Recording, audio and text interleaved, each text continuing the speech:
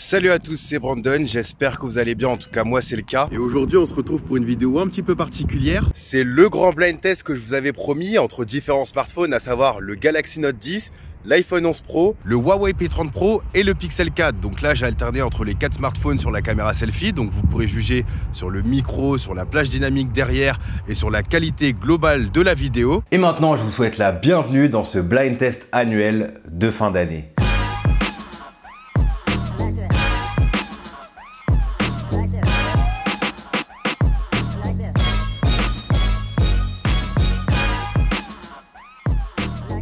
Alors je vous préviens, pour ce blind test, il faut quelques ingrédients. Le premier, bien évidemment, c'est un petit peu de temps, prenez 10 minutes devant vous. Il vous faut aussi un petit papier et un stylo pour noter vos choix pour chaque photo au fur et à mesure. Et puis surtout, il faut de la bonne foi. Il faut vraiment jouer le jeu en choisissant à chaque fois la photo que vous préférez sincèrement. Je réexplique le principe pour les nouveaux, j'ai fait plusieurs photos dans différentes situations pour voir comment chaque smartphone se débrouille au niveau des couleurs, au niveau de la gestion des lumières, au niveau des détails, etc. Et donc pour chaque situation, vous aurez 4 photos avec 4 lettres, A, B, C ou D, une lettre correspondant à un smartphone. À la fin, on comptabilise le nombre de points pour chaque lettre et on a donc au final un gagnant. J'ai déjà fait le sondage sur Twitter avec des milliers de participants, je l'ai aussi fait avec quelques amis youtubeurs et donc à la fin je vous révélerai aussi les résultats pour chacun. Alors prenez un papier, un stylo et c'est parti.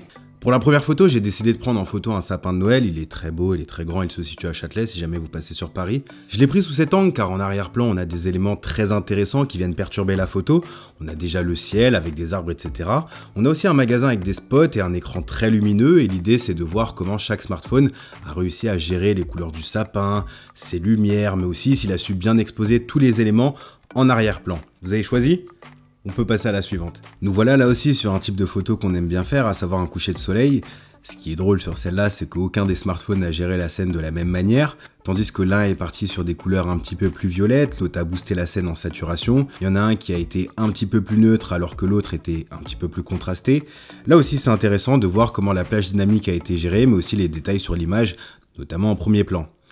Next. Là, on arrive sur les petits détails et c'est le type de photo parfait pour ça. Pour la petite anecdote, j'étais chez un caviste à Strasbourg avec des amis et j'ai vu toutes ces bouteilles avec tous ces textes et voilà, j'étais trop tenté donc j'ai pris quelques photos. Il faisait assez sombre donc j'ai activé le mode nuit sur ces 4 smartphones. L'avantage c'est qu'ils en proposent tous un vraiment efficace mais au final vous êtes les seuls juges et c'est à vous de choisir votre photo favorite en toute honnêteté sans chercher à savoir qui est qui. Et donc vraiment choisissez sincèrement votre photo préférée à chaque round et peut-être qu'à la fin, vous serez même surpris de voir quel smartphone vous avez préféré. Bon, là on arrive sur les photos qui sont un petit peu plus compliquées quand il s'agit de gérer le teint des personnes, etc. Et justement, ici l'idée c'est de voir comment le teint de la peau a été géré, mais aussi les détails sur les vêtements et le visage, et puis la plage dynamique, à savoir la gestion des tons clairs et des tons foncés. Je rappelle, les tons clairs globalement ce sont les parties claires de l'image, et puis les tons foncés, ce sont les parties sombres de l'image. Vous avez choisi, vous êtes prêts, on peut passer à la suivante ? Ok, c'est parti. Même délire ici, sauf qu'on a utilisé le mode portrait, le mode qui simule un flou en arrière-plan professionnel entre guillemets. Ces 4 smartphones peuvent modifier l'intensité du flou en arrière-plan et pour certains même rajouter quelques effets.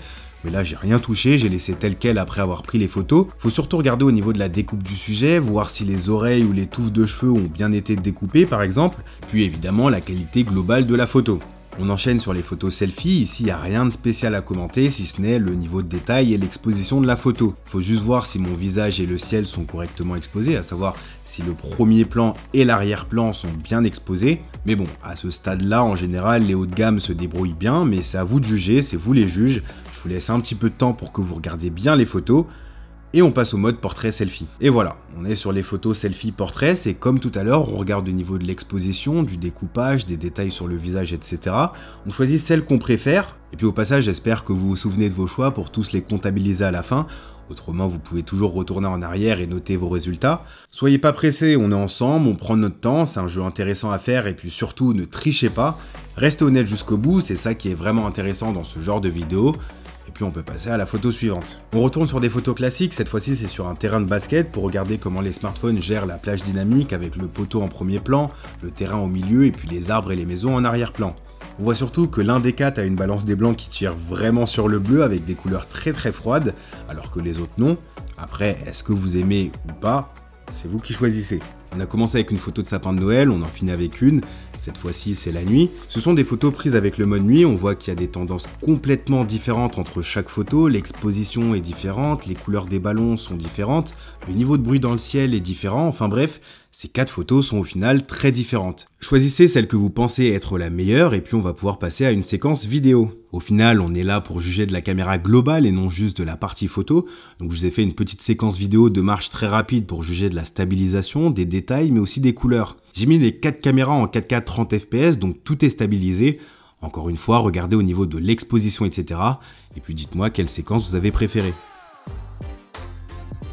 Alors j'espère que ce blind test vous aura plu. Effectivement, c'est une vidéo différente, mais je me suis dit qu'il valait mieux faire ce petit jeu plutôt que faire un comparatif qui peut parfois être totalement subjectif. Au final, peut-être qu'en choisissant à l'aveugle parmi ces 4 smartphones, vous trouverez celui qu'il vous faut, surtout si la photo et la vidéo sont votre priorité. J'ai aussi fait ce blind test sur Twitter, comme je vous l'ai dit en début de vidéo, et les résultats étaient vraiment intéressants. Avant de vous dire qui est qui et puis surtout qui a eu le plus de points, comptez vos points, marquez-les et puis mettez tout ça dans la description.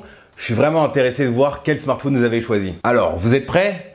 Le A correspond au Huawei Mate 30 Pro, le B au Galaxy Note 10 Plus, le C à l'iPhone 11 Pro et le D au Google Pixel 4. Petite pause sur la vidéo parce que je viens seulement d'obtenir les résultats finaux du blind test. Alors en 4e position, on retrouve le Galaxy Note 10 qui s'est imposé qu'une seule fois sur toutes les photos. En 3e position, on retrouve l'iPhone 11 Pro qui s'est imposé 2 fois. En 2e position, et ça je m'y attendais pas du tout, on retrouve personne puisque le Huawei Mate 30 Pro a gagné 3 fois, mais il y a aussi le Pixel 4 qui a gagné 3 fois, donc il y a une belle égalité entre ces 2 smartphones.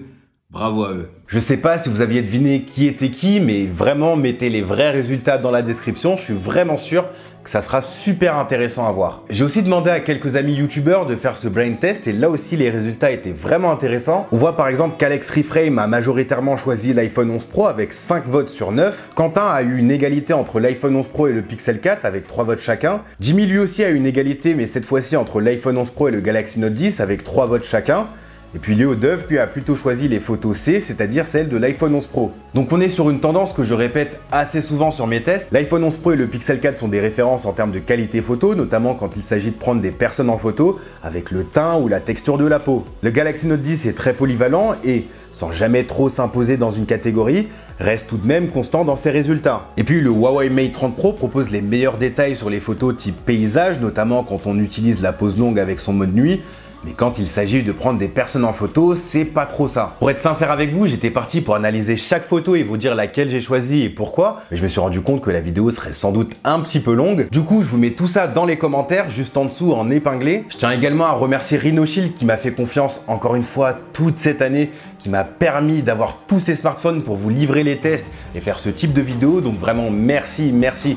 Merci beaucoup. Rhinoshield, j'ai plus besoin de présenter, vous le savez très bien que c'est un fabricant de coques, de protection d'écran, de skin désormais, donc il y a vraiment plein de choix sur le site. Vous le savez très bien, moi c'est Team Bumper d'ailleurs, et je vous jure que c'est vrai, j'avais même pas capté que j'étais assorti avec ma chemise. Mais genre vraiment, c'est quand je l'ai mis, j'ai fait oh putain, oh là là, ils vont croire que, mais non, on dit la vérité ici. Mais voilà, si vraiment vous cherchez des coques de qualité premium et personnalisables, allez sur le site de Rhinoshield, vous serez vraiment pas déçus. Et puis en plus de ça, vous avez 10% de réduction avec mon code promo Proctor. En tout cas, vraiment merci à tous d'avoir suivi cette vidéo, merci de m'avoir accompagné toute cette année. Et moi je vous dis à la prochaine, prenez soin de vous, peace.